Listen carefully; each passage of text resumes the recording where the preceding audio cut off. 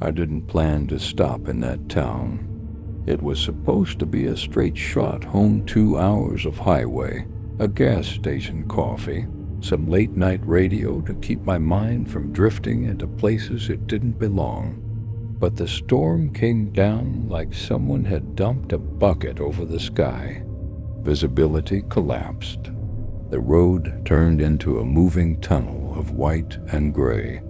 I could barely see the lines. My hands locked around the steering wheel so hard my wrists ached. Then the GPS cut out. Not the whole phone, just the map. The blue dot froze, and the screen went blank, like it had swallowed itself. I laughed once, dry and tired. Of course, a mile later, I saw a hand-painted sign, rooms. An arrow pointed off the highway into darkness. I followed it. The town was small in the way small towns in America can feel unreal. One main street, a bar with a single neon light, a grocery store that looked closed even though its windows glowed, the kind of place that smelled like wet asphalt and old wood. I pulled into a gravel lot beside a 2-story house with a porch. The porch light was on, but it didn't feel welcoming. It felt like an eye that didn't blink. A wooden plaque near the door read, "Harker House Vacancy." I knocked. The sound was swallowed immediately, like the house had padded walls. A woman answered after a long moment. She looked older than she probably was, hair pulled back tight, skin pale under the porch light. Her eyes kept returning to the road behind me as if she expected someone else to step out of my car. "You alone?" she asked. Yes. Her gaze held for a beat too long. Then she opened the door wider. Cash only. I paid without arguing. She didn't smile. She didn't even count the bills in front of me, just slid them into a drawer like it was an automatic motion she'd performed 1,000 times. "You can have the upstairs room. End of the hall. Bathrooms down the stairs. Don't use the one upstairs." "Why not?" Her eyes narrowed, just slightly. Not anger, more like warning. "It sticks." I didn't ask what she meant. I didn't want to give the conversation more space than it already had. I was too tired, too drained. My bag felt heavier than it should have as I climbed the stairs. Halfway up, I heard it, a soft creak above me, like a foot shifting on old boards. I froze. No one came down. The hallway upstairs was narrow and dim, wallpaper peeling in tired curls. The light at the far end flickered, not like faulty electricity, more like it couldn't decide whether it wanted to exist. My room was exactly what you'd expect. A bed with a quilt, a dresser, an old rocking chair in the corner. There was a faint smell of dust and something else, something like cold metal. I set my bag down and turned on the lamp. The bulb buzzed softly. That's when I noticed the mirror. It wasn't hung on the wall like a normal mirror. It sat on the dresser, angled slightly toward the bed, as if someone wanted to make sure you couldn't avoid seeing yourself. I stared at my reflection. I looked older than I remembered. Not physically, something in the eyes. The kind of tired that doesn't come from missed sleep. The kind you carry. I turned away and pulled the curtains shut. Outside, the snow fell in thick sheets. The world vanished behind white. I sat on the bed and exhaled. My whole body felt like it had been hollowed out and filled with wet sand. I lay down without taking off my jeans. I didn't even care. And then, just as sleep started to creep over me, I heard it again. A creak, not above me this time, not in the hallway, inside the room. I opened my eyes. The rocking chair moved barely, like someone had nudged it with a fingertip.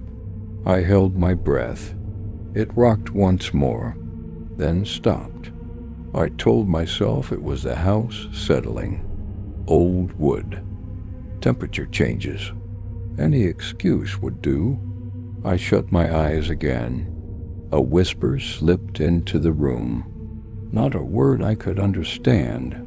Not a voice I could place. Just a thin sound, like air trying to pass through a crack that didn't want to open. I sat up so fast my heart punched against my ribs. The room was unchanged, still, quiet, except for the mirror. In the mirror, my reflection was still sitting on the bed. But my real body wasn't. I blinked hard, like my eyes had betrayed me. My reflection moved a second later too late, like a delayed video feed. I stood up slowly, eyes locked on the mirror. My reflection stood too, but it lagged again. Half a second, then a full second. Then it smiled when I didn't. A chill crawled across my skin. "No," I whispered, but the room swallowed the sound.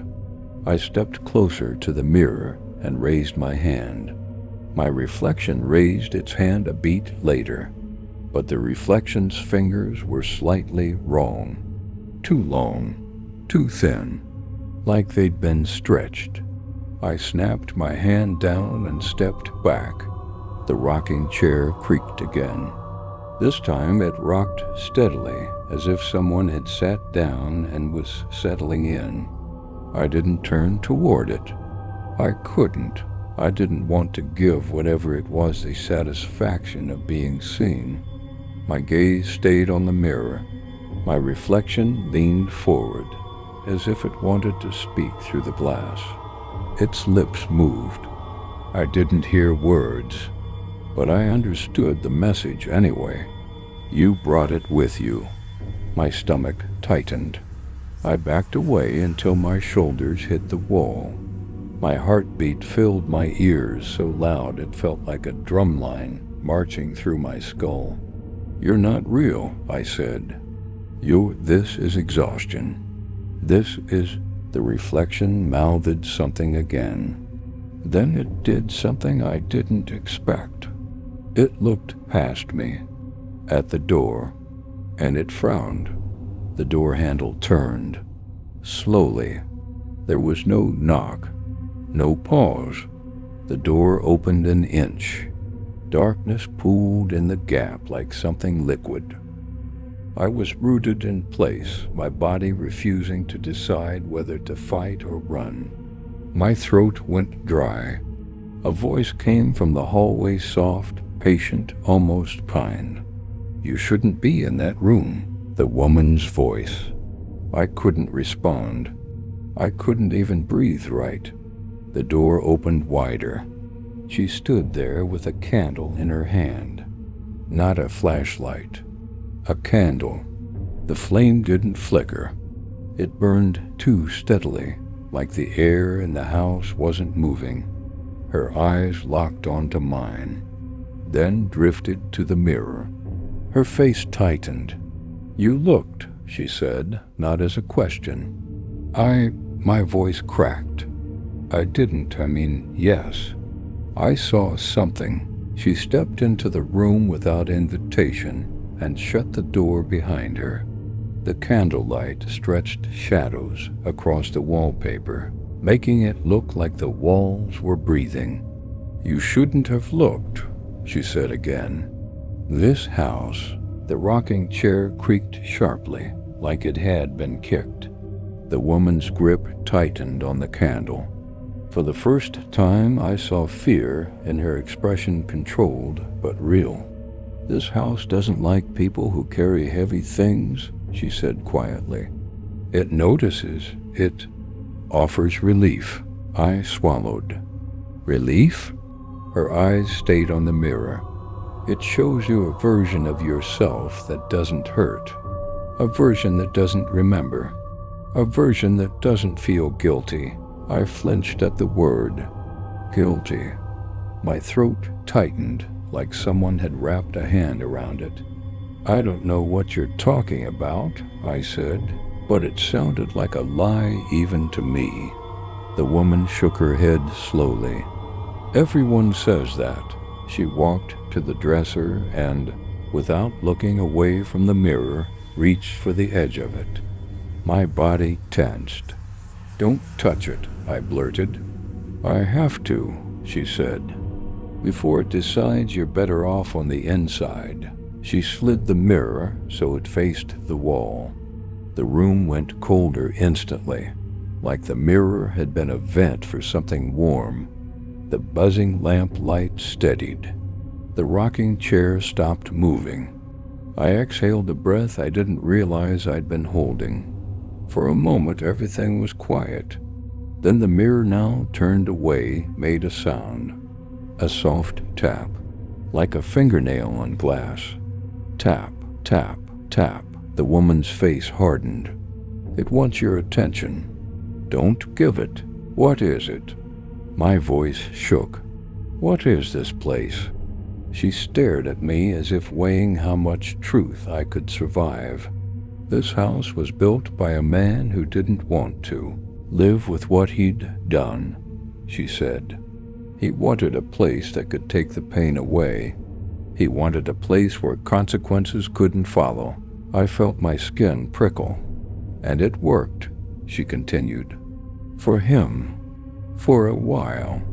Then it started taking more than pain.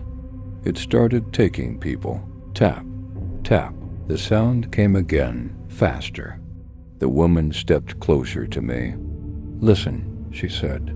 If you stay here tonight, you don't look in that mirror again. You don't go into the upstairs bathroom. You don't answer if you hear your name. My stomach dropped. What? Her eyes were sharp. Don't answer? Not even if it sounds like someone you love. Not even if it sounds like your own voice. Tap, tap, tap. The candle flame leaned toward the mirror as if pulled by an unseen breath. I could feel something in the room now, an expectation, a pressure, like the air was waiting for me to make a choice. I forced my voice steady. Why is this happening to me? The woman hesitated.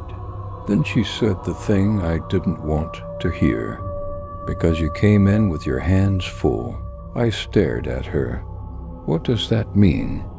She didn't answer directly. She didn't have to. My mind did it for her. The flash of headlights in rain. A moment of impatience. A decision that lasted less than a second. A sound like metal folding. A phone vibrating with messages I didn't open. A name I didn't say out loud for months. My chest tightened so hard it hurt. I stumbled backward, bumping the bed. The tapping on the mirror stopped, and for the first time, I heard words clear as if someone whispered directly into my ear. Let me carry it. My mouth went dry. The woman stepped between me and the mirror, candle raised like a weapon. No, she hissed. You don't get to choose the easy way. The mirror tapped once, hard.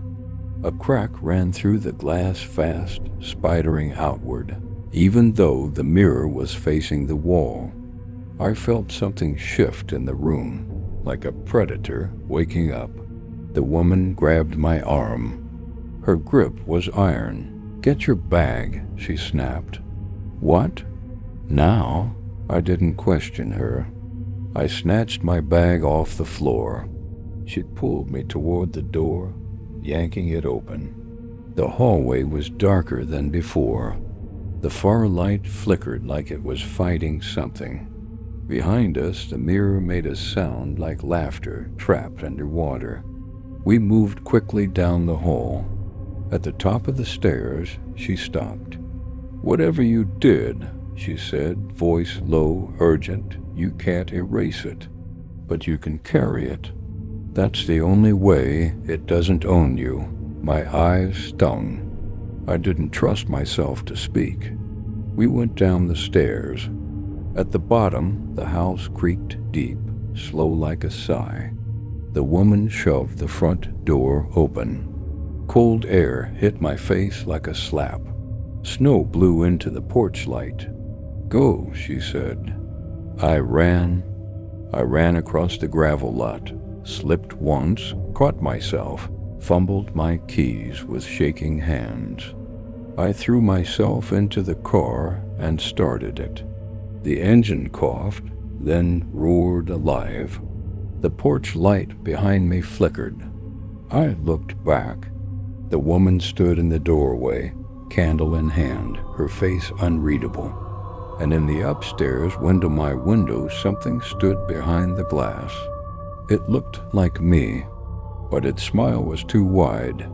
I slammed the car into reverse, tires spraying gravel, and punched back toward the road. The moment I hit the highway, the GPS came back to life. Full bars, perfect signal, as if nothing had happened, as if the house had been a dream. But my hands wouldn't stop shaking, and when I glanced at the rearview mirror, my reflection blinked half a second late.